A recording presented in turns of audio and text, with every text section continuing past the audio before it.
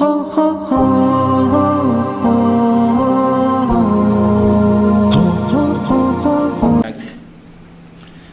مسائل سحر اور افطار کے تعلق سے، کہ سحر اور افطار کے تعلق سے کیا باتیں ہمیں معلوم ہونا ضروری ہے کہ ہم پریشان نہ ہوں سحری اور افطار کے معاملے میں۔ تو سب سے پہلی چیز تو یاد رکھیے، سحر کا وقت فجر سے پہلے ہوتا ہے، کیوں تو سحر کا وقت جو ہی ختم ہوتا ہے فجر کا وقت وہاں سے شروع ہو جاتا ہے، اور یہ ضروری ہے کہ ہم سحر جو ہے اس کے وقت میں کریں،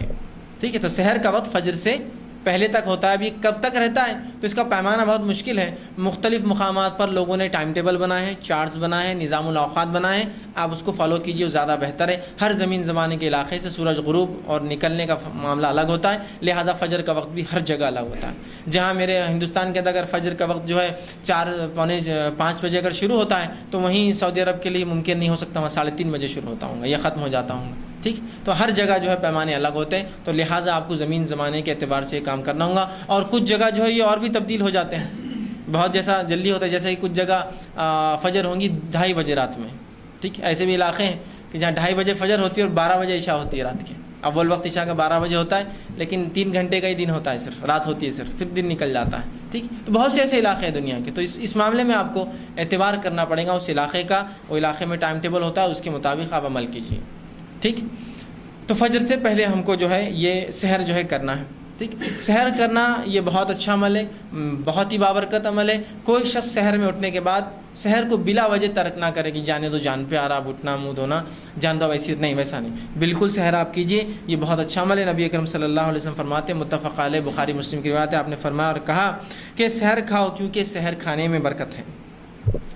سحر کھانا چاہیے، اس میں بڑی برکت ہے، یہ بہت اچھا عمل ہے، یہ سنت ہے، یہ مستحب ہے، ریکمینڈڈ ہے، رسول اللہ نے حکم دیا اس کا کہ سحر کھایا کرو، اس میں برکت ہے۔ تو لہٰذا کوئی بھی شخص فجر میں معاف کرنا سحر میں اٹھنے کے بعد، فجر سے پہلے اٹھنے کے بعد، رمضان کے مہینے میں روزہ اگر رکھ رہا ہے تو بغیر سحر کے روزہ نہ رکھے۔ لیکن یہ مسئلہ بھی جاننا آپ اور ہمارے لیے ضروری ہے کہ سحر کا کرنا فرض نہیں ہے،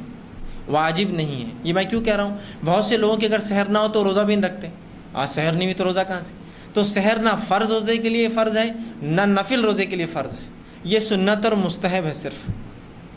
بہت اچھا عمل ہے، بہت بابرکت عمل ہے، انتہائی ضروری ہے، سب کچھ ہے، لیکن فرض نہیں ہے۔ ورنہ بہت سے لوگ بولتے دیکھو یہ تو سحر کے منکر ہے، سحر کا نہیں بولتے۔ میں کہہ رہا ہوں کہ سحر بہت ضروری ہے، اچھا عمل ہے، مستحب ہے، کرنا چاہیے، سنت ہے، لیکن میرے بھائیوں فرض نہیں ہے۔ چھوٹ جائے تو روزہ درست ہے، ورنہ ایک فریضہ چھوڑ دیتے ہیں لوگ یہ علم نہیں ہونے کی وجہ سے، ارے یار سحر نہیں ہوئی تو آج کا روزہ نہیں رکھا۔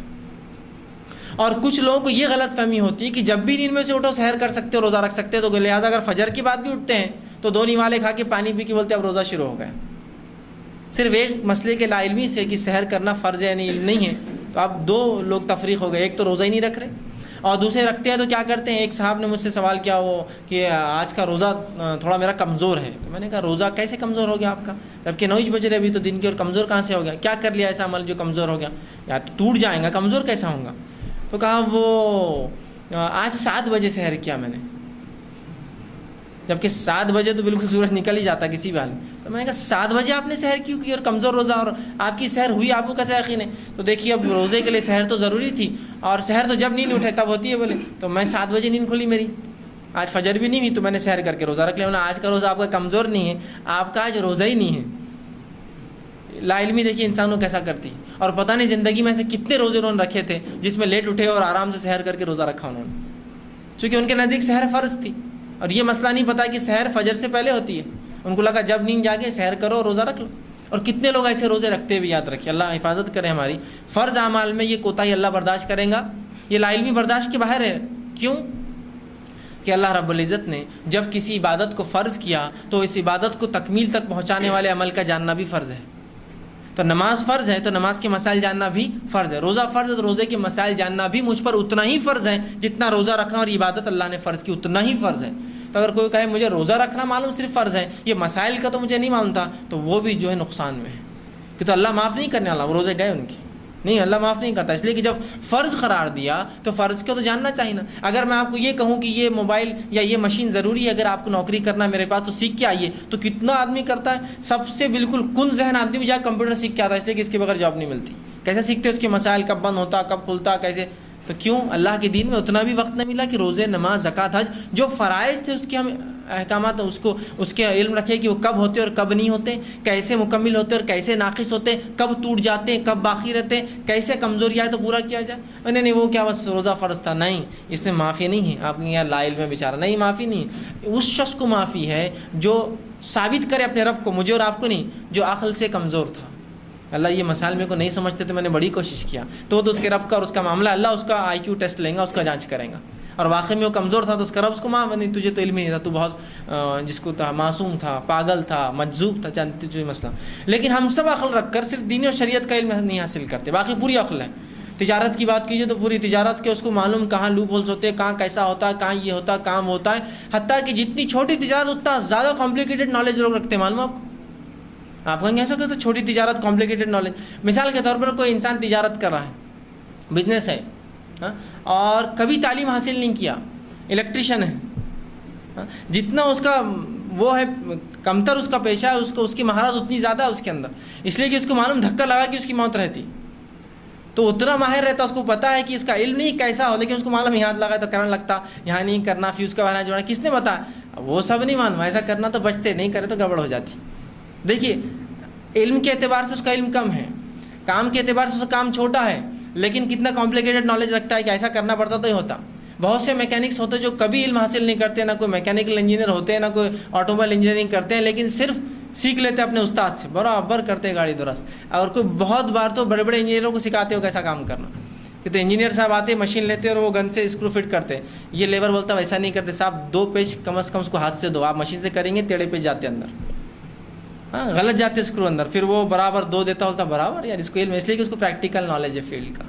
آپ دیکھیے نا، تو جتنا چھوٹا پیشہ اختیار کرا اتنا کمپلیکیٹڈ نالج، علم نہیں بول رہا لیکن باقی سب علم ہے۔ بہت سے لوگ ہوتے ہیں مختلف تجارت کرتے ہیں مختلف اشیاؤں کی، جن اشیاؤں کو ایسے حالت میں بیچا جاتا ہے جو لیکوڈ ہوتی ہے،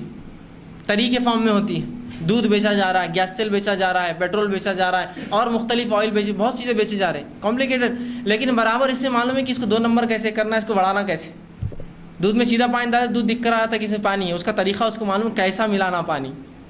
گیس تیل پیلا اور سفید اور نیلا کیسا اس کو جو بیچنے کے لیے فرق کرنا ہے، حکومت نے نیلا گیس تیل نکالی اس لیے تاکہ یہ سبسڈی والا ہے، اور ایک عام گیس تیل آتا ہے جو لال آتا، وہ گیس تیل ہوتا ہے سفید، وہ وداؤٹ سبسڈی ہوتا ہے، اس کا ریٹ 18 روپے 20 روپے تو اس کی قیمت 40 روپے ہے۔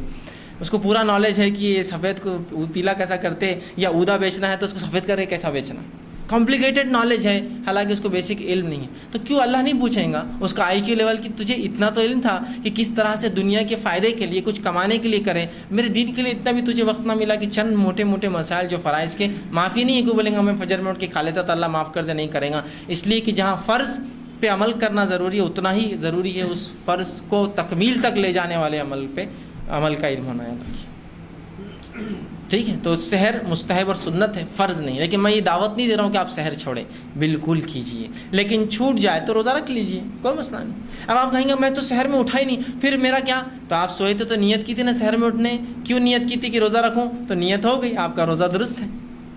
یہ تو نیت ہے کہ آپ سوئے تھے اسی نیت سے کہ میں فجر کا روزہ رکھوں گا، فجر میں اٹھ کے روزہ رکھوں گا، لہٰذا فجر سے پہلے سحر کروں گا، لہٰذا آپ کی نیت تھی اور اسی نیت پہ آپ روزہ مکمل کر سکتے، ورنہ پھر لوگ وہاں رک جاتے ہیں، ارے میں نے تو نیت نہیں کی، فجر کا وقت بھی آ گیا اور سحر بھی نہیں ہوئی، پھر کیا کرنا؟ تو آپ کی نیت بھی درست ہے، بغیر سحر کے روزہ بھی آپ کا نفل بھی درست ہے اور فرض بھی درست ہے، لیکن بے جا سحر کو چھوڑنا اچھی بات نہیں، یاد رکھیے، ٹھیک۔ اسی طرح رمضان مبارک میں فجر